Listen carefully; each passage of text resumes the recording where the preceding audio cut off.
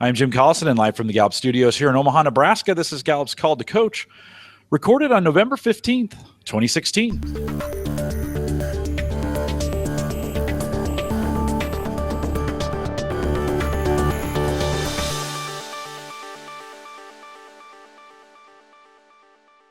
Call to Coach is a resource for those who want to help others discover and use their strengths. We have Gallup experts and independent strengths coaches share tactics, insights, and strategies to help coaches maximize the talent of individuals, teams, and organizations around the world. If you have questions during this live webcast, we do have a live chat room available for you right below the main video window. Just look down there on the video window, and you can log into that really simple bottom left-hand corner. It says log in, click it, choose the guest account, put your name in where it says the guest, and then join us soon. You will take your questions live. If you're listening to the recorded version, or have questions about custom strengths coaching solutions for small, medium, or large organizations, you can send us an email, coaching@gallup.com, or contact us via the live form right there on the live page. Don't forget to visit the Gallup Strengths Center, just gallupstrengthscenter.com, for all your coaching resources and StrengthsFinder training needs. You can also catch the video on both downloadable and streaming audio for offline listening to past shows, as well as a link to all our mobile apps and everything available out there to you via our coaches blog. Just head out to coaching.gallup.com. Claire Carteret is our host today. She works as a learning solutions consultant with our Gallup office in Sydney, Australia. And Claire, it's been a while since we've seen you. Anne has been doing these webcasts out of Sydney, but we are glad that you are back. Welcome to Call to Coach. Thank you very much, Jim. It's good to be back. It's good to be back and seeing you again. Good to have you. Why don't you take a second to introduce our guest? I would love to. So the guest that we've got with us today, I'm really excited to introduce to you for a number of reasons. So we'll be talking today to Stephanie Carman, who's the head of people and performance at the Carrikins Group, which is formerly the Change Labs.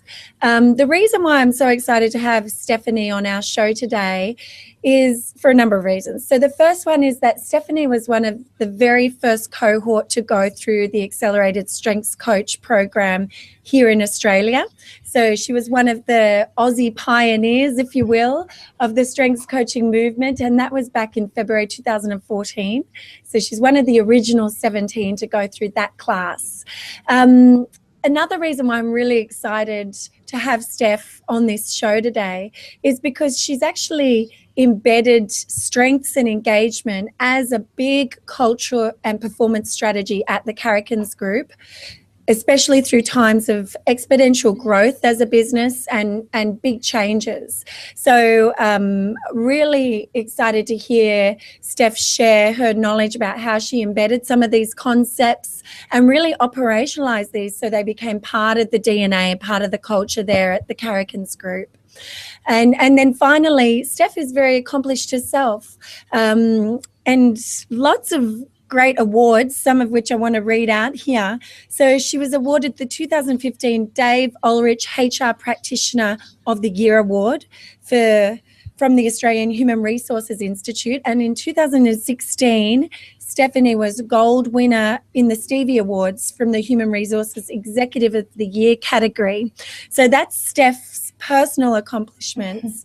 The organisation as well, the Carrikins Group, has got a number of accolades as well, including Best Employer of the Year and lots of other great accolades. So lots of great reasons to talk to you today, Steph. So with that introduction, welcome to the show. Thanks, Claire. Thanks, Jim. It would be great to start off, Steph, by having you share a little bit about yourself and maybe about your strengths journey and tell all the viewers about your top 5. Sure. Okay, so I started my strengths journey with Gallup a couple of years back now, I think in around 2013. So prior to that, so that was when I joined Carrikins Group. Prior to that, I was working for an organisation in a lot of people management roles, and I naturally defaulted to managing people to strengths and saw really great results and achievements from my team, and was able to drive really high-performing teams by managing to strengths opposed to managing to weaknesses, and it became my kind of default way of managing. So when I came across to Carrican's group and the newly created role of head of people and performance, and came across Gallup and found that there was a whole theory and practice behind strengths and managing to strengths. It was obviously a very key step in my journey in driving an engaged workforce, but also in being able to then embed it because it was such a passion of mine. So at the time, my top 5 strengths were individualization, strategic, learner, maximizer, and relator. So hence a strong focus on strengths with individualization and maximizer up there in my top 5.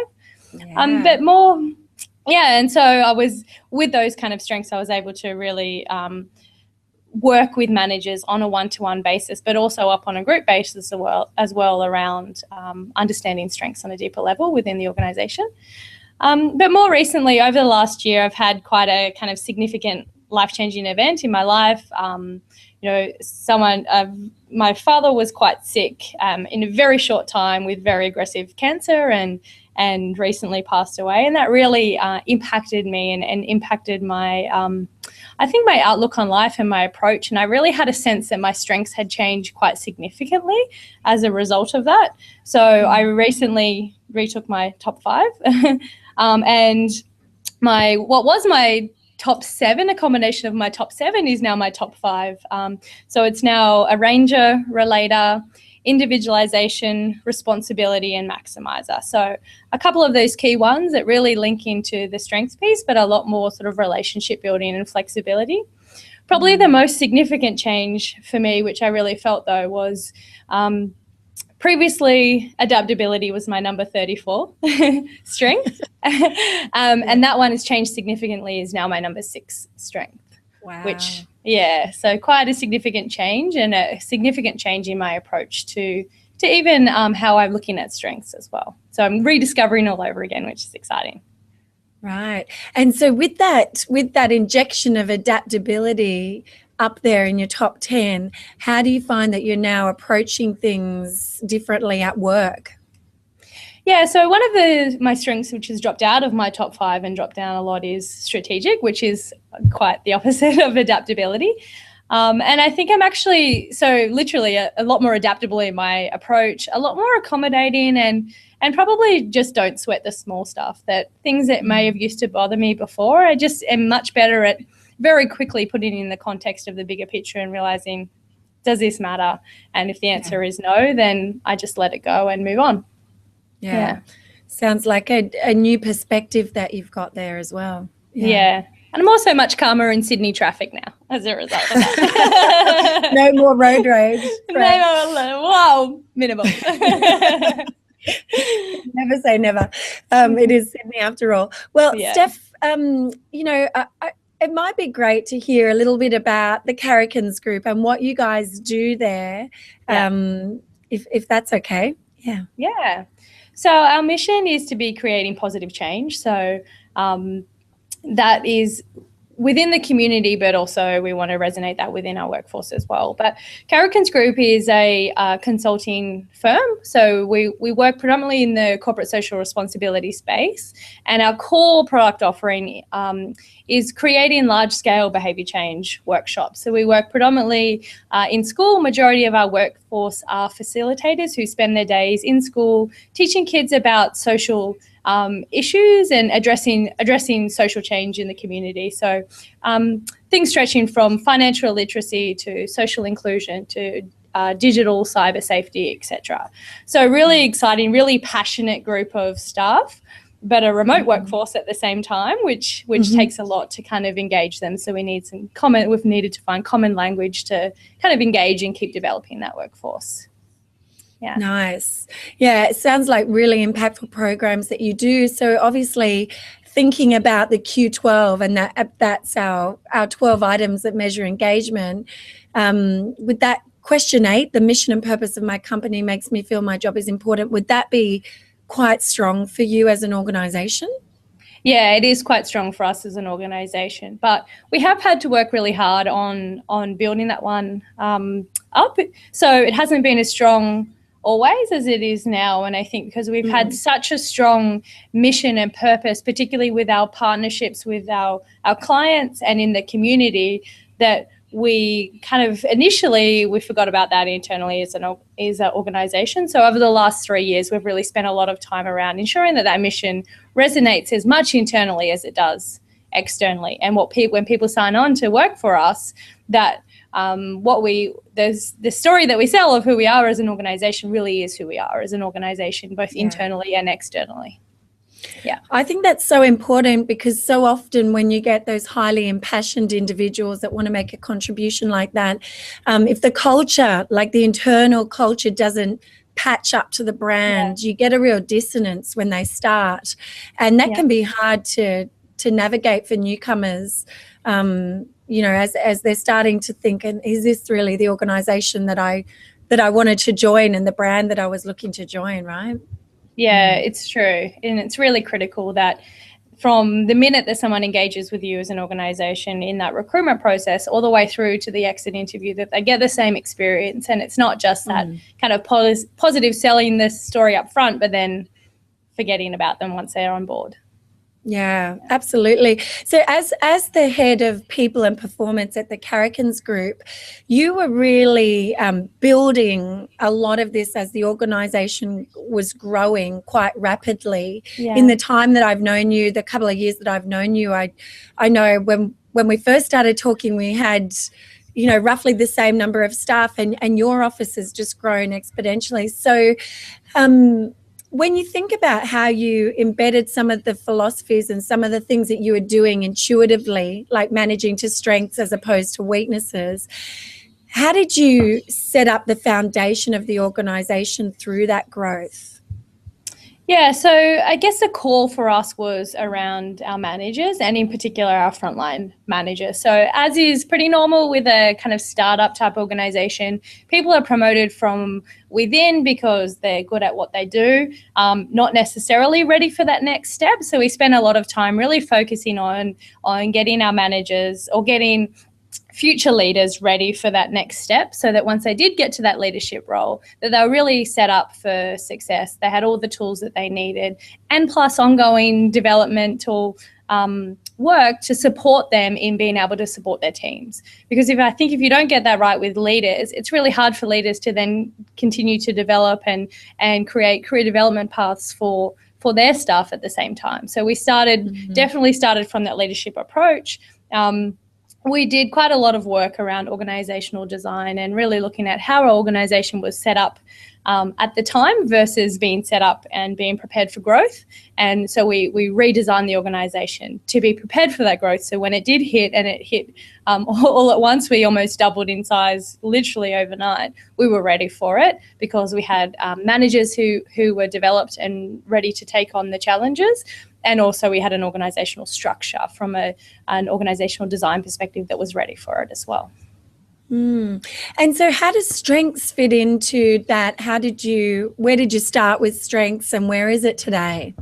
Yeah, so we started strengths with leaders, but we did very quickly roll it out across the whole organisation. So everyone in the organisation, when they receive their sign-on paperwork or their contracts, employment contracts, etc., they also get access to the Gallup-Strengths Finder, and they take the CliftonStrengths Finder, and they take that before they start. So when they come through induction training, it's a key module as part of our induction training that they now go through strengths and understanding their own, and understanding the differences even in the room with the new people who are starting alongside them.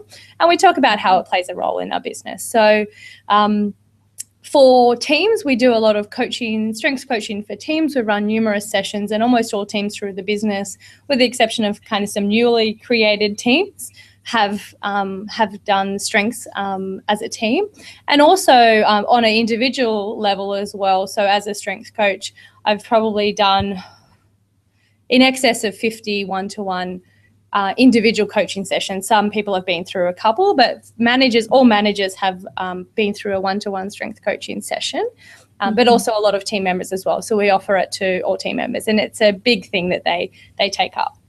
Yeah. And then we really leave it to managers. So quite a few of our managers have now gone through the High Performing Managers course, where they learn even more about strengths and how to utilize them.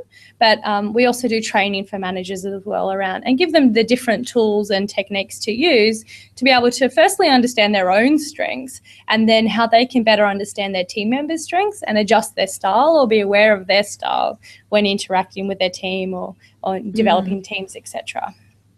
Yeah. Nice. I can see, given the maturity of how you're using strengths, that it would be like a common language and really be pivotal to your culture there. Would you agree with that statement? Yeah, I would definitely agree. Yeah. It's definitely pivotal to our culture. And it's so it's a core part of our culture, but also some teams use it more so than other teams. Some well-established teams are really set up with the principle of the strength principle of as an individual not being well-rounded, but as a team being well-rounded, and really understand that approach. And whilst they might all be doing the same job within their teams, they've started to restructure their roles and duties slightly differently to align to their strengths and really support each other much better through that language of their strength, which is really great. But quite often, because we have that language of strengths, when someone might be really stressed out, we can see what strength is coming out. We do have quite a lot of adaptability within our organization, and when people are under a lot of stress, they can kind of be a little bit all over the place if they have high adaptability, and it's kind of slipping into that raw form of it, and we can call it out through that language. So it's never offensive in the language, but we also can call it out on the flip side when people are really playing to their strengths and really highlighting their strengths as well. Yeah. Nice, because I think that's one of the biggest misconceptions about a strengths-based approach, is that it means that you don't have the tough conversations and you don't call out those gaps when it comes to performance. But you would say that that's definitely not the case at the Carrikins Group, would you? No, definitely not. We have very high expectations on all of us as employees. We have a core set of standards which are called How We Roll, which are really, to us, the highest order in the business, and everyone's held to account against how we roll. And one of those in particular is in pursuit of better. So we're on a constant, which really aligns to our strengths, right? So we're constantly looking at how we can develop ourselves and how we can develop our organization in that pursuit of better. Yeah, nice. I love that, how we roll and the pursuit of better. That's great language. And so over the last couple of years, as you've been rolling out and really embedding this, I know you've done a lot of work to integrate the concepts of strengths into systems. So you take a systems-wide approach. I know it features into your onboarding, obviously, which you've spoken about. You've embedded it, or you've brought some of the language into the performance management conversations. What are some of the other systems, that you've really embedded this so that it's all aligned? Yeah, so our core system is our kind of talent management system, which we run performance management, but also one-to-one conversations through, etc. And individual strengths their top 5 are all embedded there. So their manager has access to see them at all times. They can see their managers, etc. And so when they're having those conversations, they can better align and understand where that person might be coming from, why their approach might be slightly different. It's also embedded through a lot of coaching when we, if a manager's going through a tough time with a staff member and needs to start looking at how they can improve their performance, quite often we'll look at their strengths and we'll talk about, in the context of their strengths, how do they manage that conversation and highlight some of those key areas and key gaps in addressing performance, but also looking at utilizing their strengths to be able to overcome those gaps as well. But from a system perspective, we use one kind of core system for our talent management, and then we have induction and we have ongoing training modules as well for strengths. Nice. Nice. So, I mean, I think I've said this to you before, but it really is such a great case study, a great case example of how you've embedded all of these things to create this culture that is really performance oriented and strengths based at the same time. So And starting with that core group of managers, I think, is so important, because they're the ones that are the mechanics of the organization, right? Especially when you're managing this remote workforce. Yeah. Tell us a bit about how you brought engagement into the mix. Yeah, so I think measuring engagement is a super important tool to understand where your business is at. I think there's a lot of tools that help you understand that you can do research in hindsight with things like exit interviews, but managing and getting that kind of pulse check of where employees are really at different points in time, and employees feeling comfortable enough to let you know where they're how they're really feeling is really critical. And without that, it's hard to be in pursuit of better, right? And be constantly looking for ways to continue to develop as an organization. So we started on the Q12 journey in December 2013. And I think at the time, our engagement score was 41%, it came back at. So not great, but gave us a lot of room for improvement. And so what we do is we each time we do a Q12 survey twice a year, and each time we look at we sit down with individual managers, and we go through the results, and we talk through each question, and we talk through the areas of where they're scoring really high, why they think they're scoring really high, and what they think they can keep doing to maintain that. And then the areas where they might not be scoring so well, we talk through why they might not be doing so well, or what they think, or the impacts, what the cause is of those scores, and we work through that. But then after that conversation with managers, they then go back and run the focus group directly with their team, and we give them the engagement tools to use as well around how they can look at those action plans and address different Q12 items in the context of what their team KPIs might be as well, and within the context of how much they can influence within their own team, necessarily more so than necessarily the whole business, but understanding how those impacts and what they do in their own team impacts the broader business, and vice versa. Yeah.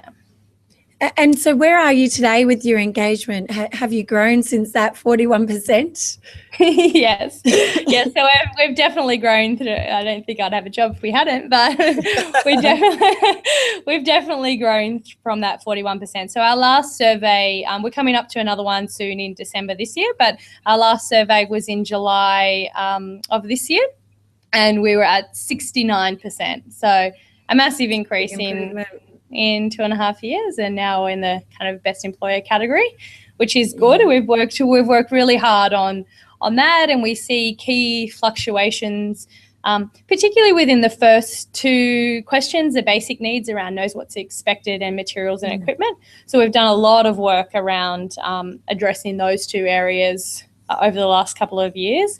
It's obviously critical for us to keep those front of mind, and for managers as well. It's core KPIs for all managers across the business around different things that make up knows what's expected, and different things that make up materials and equipment. We frequently do surveys around materials and equipment and understand what people don't have. That one is actually more steady now at a kind of higher level, but there's still some room for improvement as always. But they're a key focus area for us as an organisation. Yeah. I think you've gone through such a lot of change. How have some of these concepts helped bring the culture through some of the change? Because obviously, going through such rapid change and growth can be destabilizing for people. And I can see how that affects that question one. I know it's expected of me at work. If the goalposts keep changing, or the team keeps changing, my partners keep changing. So have you found that some of these cultural components have helped pull the organisation through some of this change? Yeah, so we've definitely had to do a lot of work around stabilising the organisation, and also stabilising them through change. We, as you said, we are an organisation that is constantly changing and has gone through a lot of change. So we really try and build that resistance, particularly within our management team. But I think the key messaging that we've always sent to our business is, whilst we might be going through rapid change and we might be going through rapid growth, our core standards as an organisation now, how we roll, underpin everything that we do, they don't change.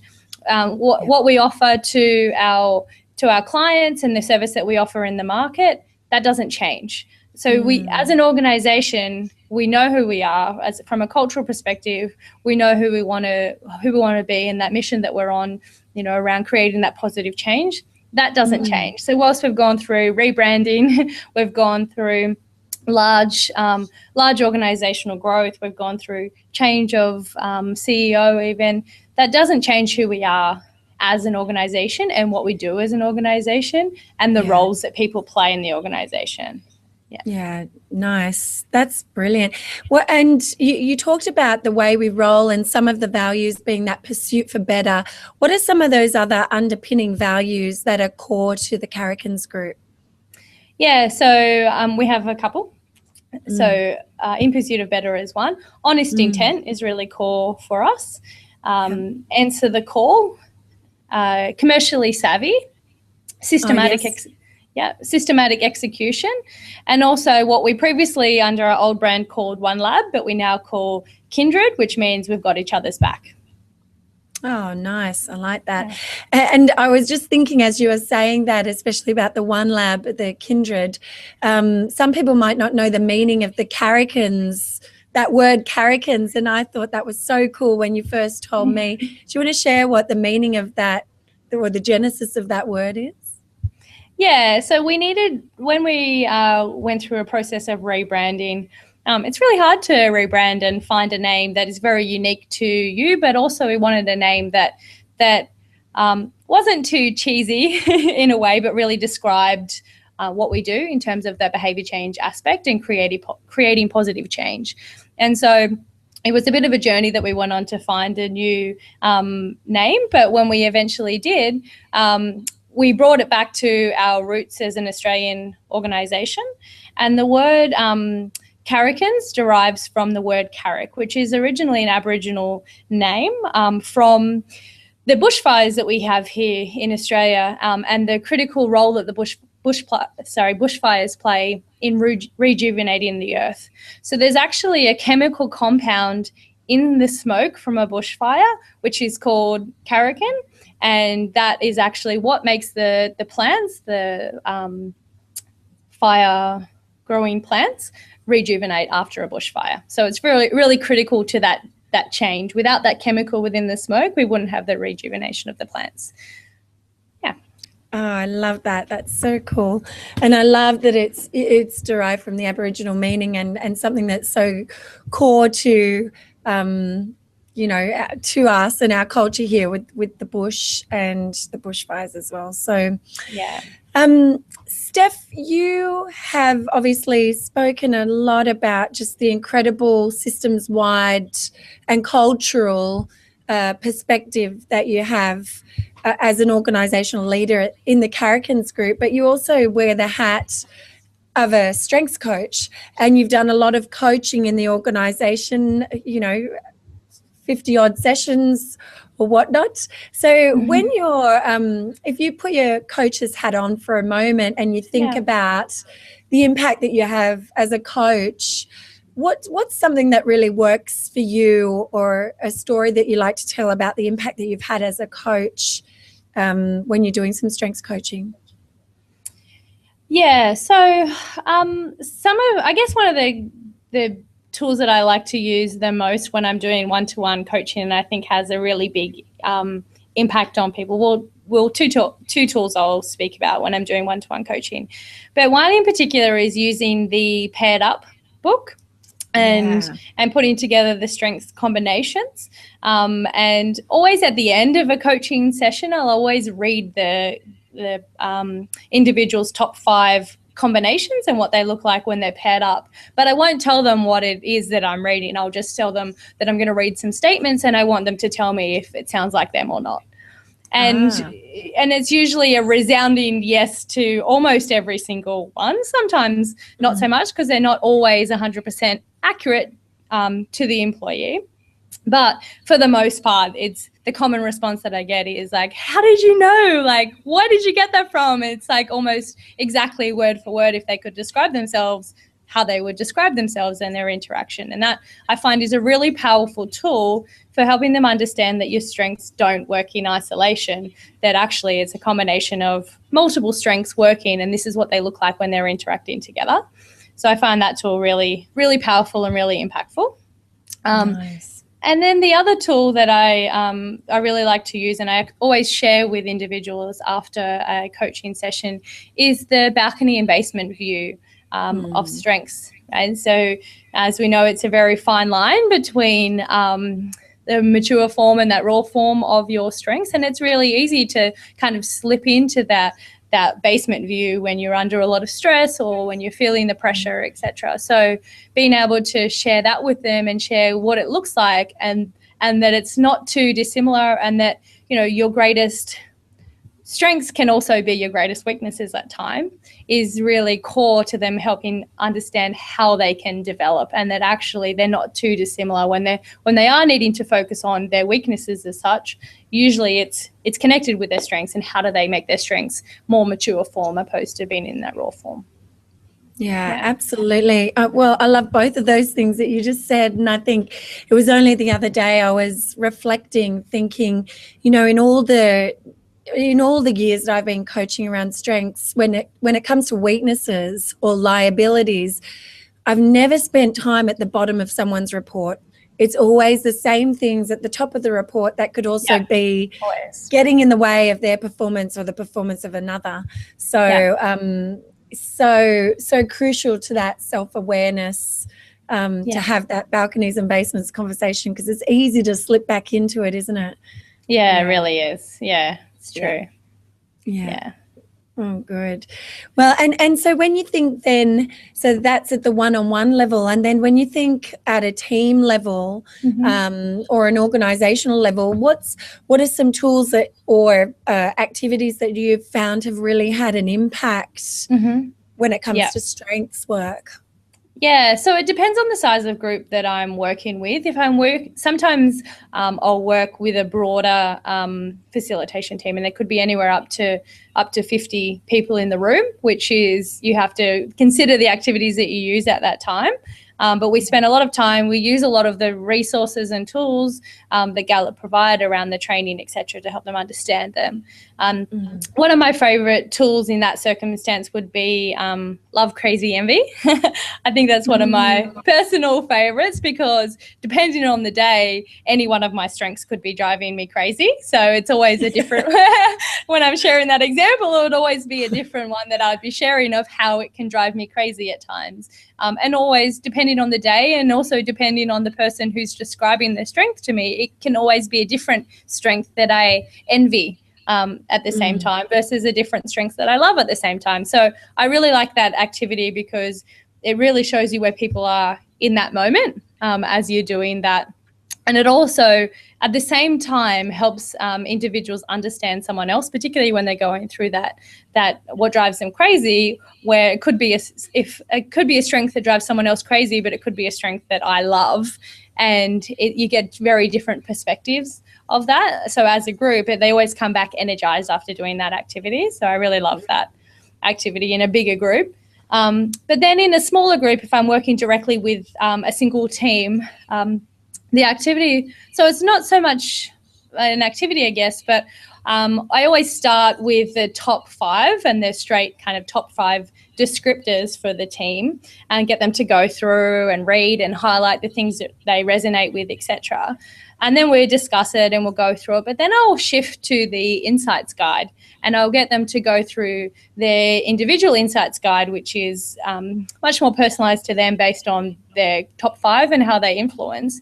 And then quite often within teams, you will have lots of different people with similar strengths, but then I'll get them to share their insights guide and share some of the things from it. And they're instantly able to see how I might have individualization, but my description of individualization, which really resonates with me, is very different to someone else's description of individualization, because it's influenced by the other strengths that we have.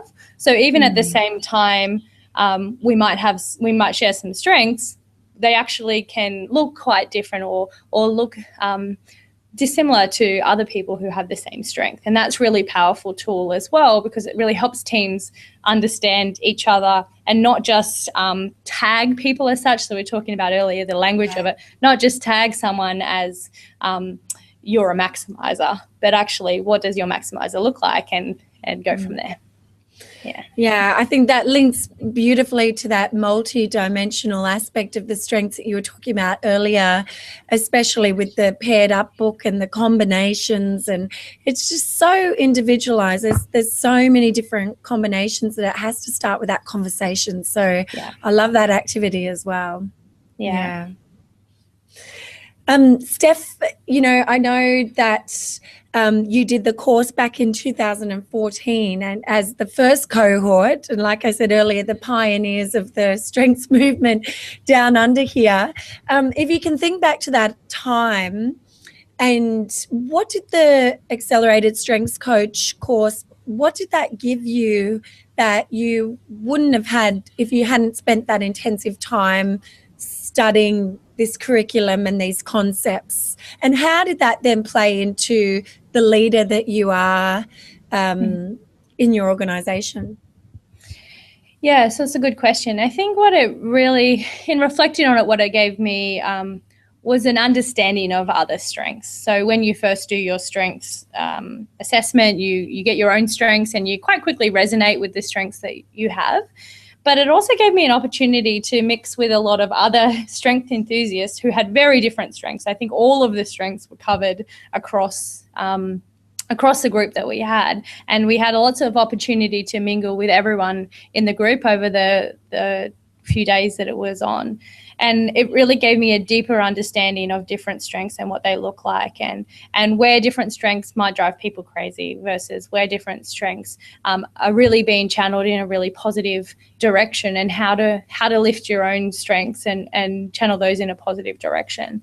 So whilst all of the tools and resources that I learned and that I got as part of that course have been critical to being able to be a coach and be a strengths coach. But the one thing for me is really understanding strengths and individual strengths, and having lots of guides and books to read through, and different questions, different trigger questions, depending on the strength of the person that I'm going to ask. So, for example, when I go through the strengths combinations, so they're paired up at the end of each individual coaching session that I do, I know that almost guaranteed every time I have a conversation with someone who has high consistency, they're always going to ask me, so what do you want me to do? Do you want me to say yes, or do you want me to say no, or do you want me to what's the rules here? And so you really start to learn how different strengths are displayed. And I think that was a critical grounding that I got as part of the coaching course. And then that's something that as a coach, I'm constantly developing in every single conversation and coaching session that I do with someone. I learn something new about a strength, and I'm able to share that and resonate and see the connections between different strengths. So for example, which is random and I'm not sure why, but people who have high connectedness genuinely love to dance. And not for anyone else, but they just love to dance, and it always seems to come out in our coaching sessions randomly. And so you learn all these different random things, and then you try and look for them, and you see if they come out in other people who have those high strengths. And when they do, you see these patterns that come through with different strengths, which I find really exciting. Yeah. That is so cool. I didn't know that about people with high connectedness. I'm going to go and ask them. I'm going to go and ask my friends that I know with high connectedness. I'm sure it's true. Bizarre. Isn't that interesting? Yeah. I know Jim's got a couple of questions he wants to ask you as well, but just before we dive over to Jim, Steph, as a strategist, as a leader, as a strengths coach, as a practitioner, is there anything else that you haven't spoken about that you wanted to share today in this session? Not that I can, nothing, probably as a learner, putting my learner hat on is about constantly being open to understanding strengths. I think strengths is one of those things that you've never seen at all. There's always something new that you can learn, and there's always something that you can take from every single coaching session or every single group session. You see patterns, but you never really know how people will respond, and it's about keeping an open mind and not going in with a pre-prescribed, well, this person has all of these strengths, so they must be like this, because generally it's people aren't what they are on paper, but you can highlight to them different areas and how that, how you can see different elements of their strengths within them. But it's about, I think it's really critical to keep an open mind and not pigeonhole people for their strengths at the same time. Yeah. Absolutely. I think that's a really good point. Speaks to your individualization as well, and just Sure that general curiosity that you have. I think you have to approach it that way. Jim, I know you had a couple of questions you wanted to ask Steph as well. Yeah, we've got some good questions from the chat room. 2 comments from myself here. The paired up book that you're referring to is available for the public as Expanding Your Strengths. And so if you want to, we have the link to that on our coaches blog, coaching.gallup.com. Look in the resources tab. Towards the bottom, that link is there, pretty much universal around the planet now. So if you can't, I think we've gotten about 95% of the countries where that's available. So folks can purchase that book, Expanding Your Strengths, and get access to that paired up material as well. And then the second thing is connectedness and dancing, not scientific, that those two are. I'm just kidding. Just totally kidding. Totally kidding there, Steph. Heather's out there. She wanted to ask you, senior leadership's buy-in is really, really important in continuing the funding and these things going on. What have you done to include, what kind of things have you done to include the leadership in your organization to kind of keep them interested in what you're doing? Yeah, so we definitely started the strengths journey with our senior leadership. And I think if you don't have a senior leadership that kind of understands it or resonates with it, that it's hard to filter that through the organization. So I know that recently you had, I'm going to get his name wrong, Dion Redemeyer on the Call to Coach. And he actually came and did a coaching session for like a group session for our executive team around really understanding our strengths and how they interplayed with our how we roll standards and our engagement as an organization and the direction we're going as an organization. And that played a really key role for our senior leadership team to start with in understanding that, how to drive those strengths. And then it's a matter of kind of filtering it down through the leadership group. And you know what, I haven't seen, I think once people really resonate and understand the value of strengths and understand how powerful strengths can be, I don't think that you go backwards from that understanding. I think once you've seen it and you see how well people can develop through a strengths-based approach, it's hard to flip back to a weaknesses-based approach, I guess. Yeah. And I'd just love to add something to that as well. I think, Steph, it's absolutely right that once people have seen it, they've observed it, and they've felt it, there's a real buy-in. But if you're not part of the group that's been through it and felt it and experienced it for yourself, it's hard to prove the concept with them. What you do have at the Carrikins group is the measurability.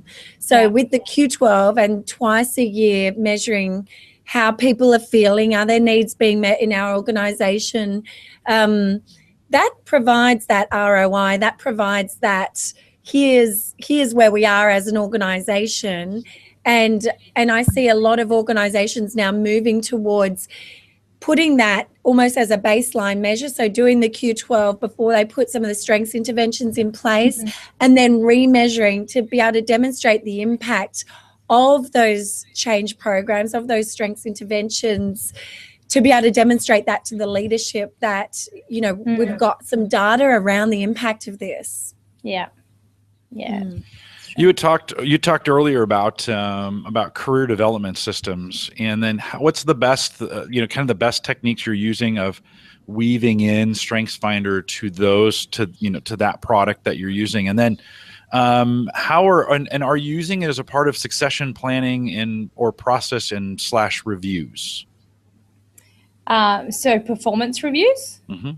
Correct. Yeah. So I think it's a combination of a couple of things. So a combination of the Q12 engagement for leaders, a combination of the strength, and a combination of our performance appraisal system, which is our performance appraisal system is made up of two parts. So it's kind of 50% results. So the KPIs as such and the targets that people need to achieve, and then 50% behaviours, and the behaviours are what help you achieve those results. And those behaviours are all fully aligned to our How We Roll standards.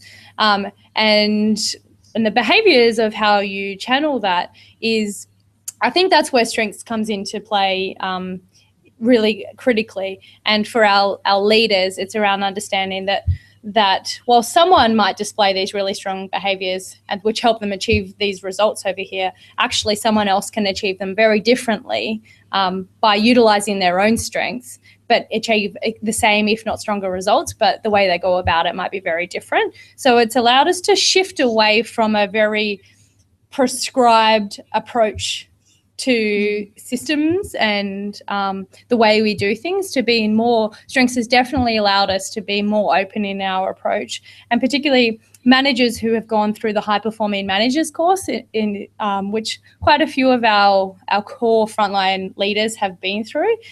Using strengths and understanding them strengths has really allowed them to change the way that they set up their teams, I guess, for success, and that resonates through into our performance appraisal approach as well.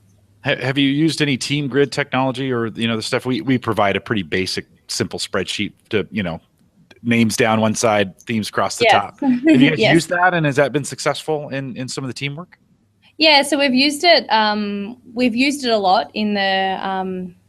We use it in different ways. So we use it for training a lot of the time when we're first taking teams through that. But actually now a lot of the teams are more embedded with strengths themselves. So it's not necessarily that they're getting all their tools and techniques from me. So I'm giving them the tools and resources, but different teams are using them, and they come back to me and they say, oh, I've used the team grid and this is what it looks like. And what we've realized is we have a lot of strategic in our team and not a lot of executing. So we're working on, how we as a team can make sure that we hold each other to account to achieving our results, etc., because we've seen how we're structured.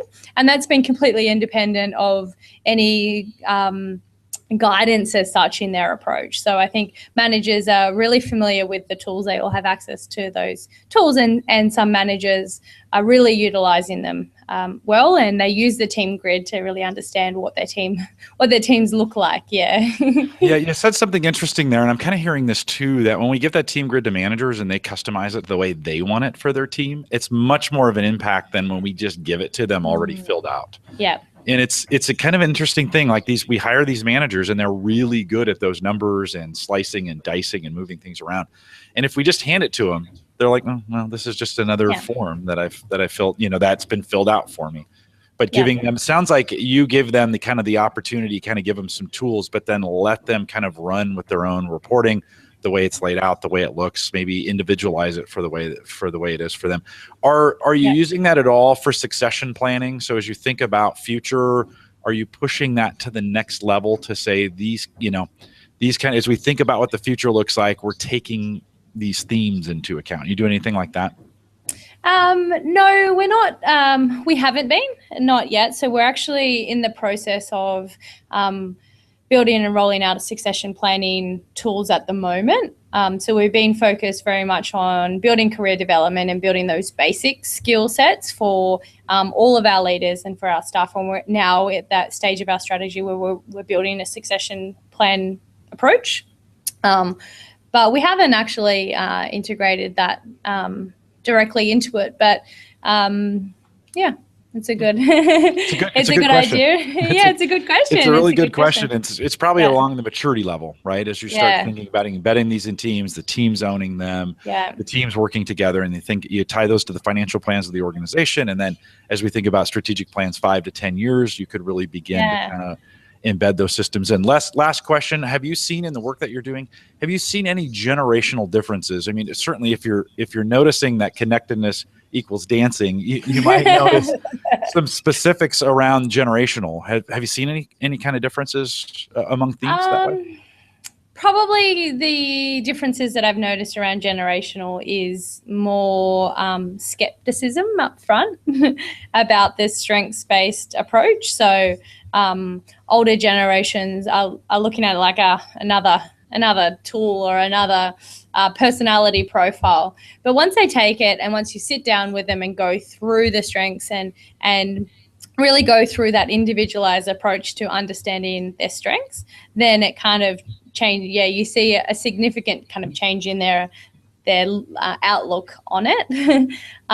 Where yes, younger generation are very much excited about everything, I think, and excited about having that more deeper insights to themselves. And usually, obviously, the younger generation I find are a bit more.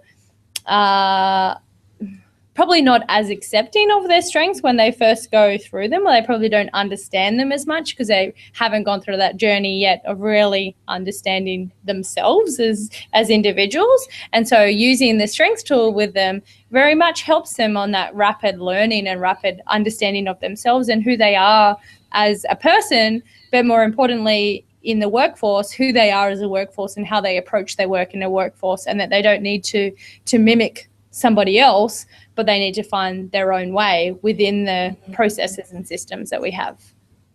No, that's great. Some great insight. Heather was out there. She gave me all those questions. So Heather, thank you for those questions as well. Claire, we're coming close to the end of our time here. Any final thoughts as we wrap this up? Oh, I really just wanted to thank you, Steph, for your generosity, sharing all of your insights as a business leader. I've really enjoyed watching how you've developed your culture over the last couple of years and how the organization has grown alongside that, how your engagement's grown. And we always love seeing more people from your organization coming through the HPM or now the HPTL, standing for High Performance Team Leader 2-day course, because it just opens them even more to that combination of strengths, engagement, and performance. So, I love what you've done. I love that you just embody a strengths-based approach and have always done so very intuitively. And thank you for your generosity and sharing your knowledge with everyone here today. As a coach, as a business leader, from designing it and taking that systems-wide approach really down to the individual level. So a huge thank you from me to you. Oh, thanks, Claire. And I think from back to Gallup, the tools and resources that you provide us with, when we go through the strengths approach, when we sign up to Q12, the tools and resources that are available really catapult us as an organization in being able to really embed and utilize those tools, because there's so many different things that you can pull on depending on the situation and depending on the circumstance, and having those resources and tools behind us that have all been designed and developed by Gallup have been really exceptional, and we haven't needed to create anything as such from scratch except for kind of individualizing our approach to how we manage those conversations. Yeah. So thanks. Nice. Claire, kind of fun we've been doing this, you and I have been doing this a while here in Australia, a couple years now, and kind of fun to see the maturity level as we look at these organizations that have taken it. Steph, you were some of the early ones out the gate in that original first group. Great to kind of check back in with you. I mean, we interviewed a lot of those coaches kind of out the gate, but it was early in the process. Thank you for waiting a couple years. No, I'm serious, to get really some good stuff. Because as we think about this is really, you guys have really worked through it, and you have some great answers, and you guys are really using it in a way that's very, very powerful. Fun for me because I've done all these interviews from day one, as we've talked with people to watch it kind of grow. So exciting to see you guys using it so well in your organization, and exciting to see you use Q12 to measure the engagement of that, because it's such a simple and easy tool to use up front and in the middle and all the time to be able to get in a cost-effective way to be able to get kind of a measurement of engagement. So thanks for being on. Claire, you mentioned as well courses. Anything you want to highlight there going on in Asia that folks might want to know about? Yeah, we've got quite a few courses right across our region. the rest of this year. In fact, we've sold out our next course, which is in 2 weeks' time here in Sydney. So that's the 28th to the 2nd of December.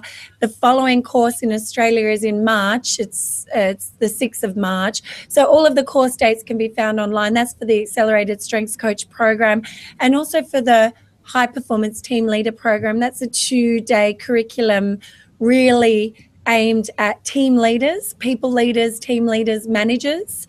And that's that combination of strengths-based, engagement-focused, and performance outcomes. And it's really around that coaching modality, having those regular, meaningful conversations. Yeah. So, yeah. Good. I think if individuals have only looked at our courses recently or in the past and all they saw was ASC, I think we have a whole bunch of new courses for them, and it's worth a look.